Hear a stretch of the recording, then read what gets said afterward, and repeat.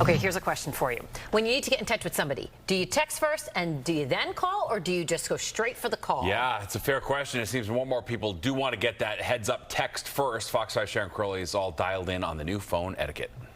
I usually just text, yeah. I'm not a huge caller. I'm not afraid to call them if they're just not responsive. Do I call or text beforehand? Depends on what they like for me to do. One look around Central Park and you can easily see texting dominates our communication with one another. It's backed up by a YouGov survey that shows texting is overwhelmingly the preferred method of reaching out to friends and family, especially among Gen Z.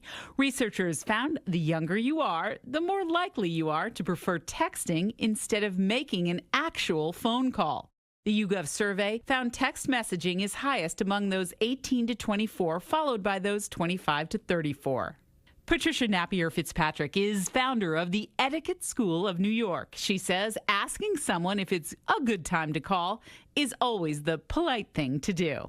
Well, if it's a really close friend, if it's a family member, you can call them without texting first. Even with good friends, it can't hurt to send a text first and say, I was going to pick up the phone and call you, but I just wanted to make sure it's a good time. Some New Yorkers told me they break down and call someone after getting impatient when chatting by text simply gets too long. If I have a big thought, it's just too much to text.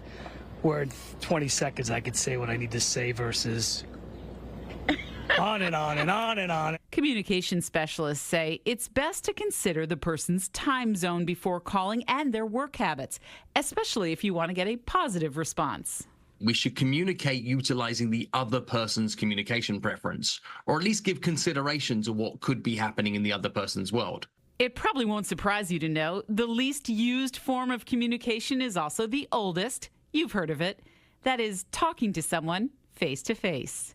In Central Park, Sharon Crowley, Fox 5 News.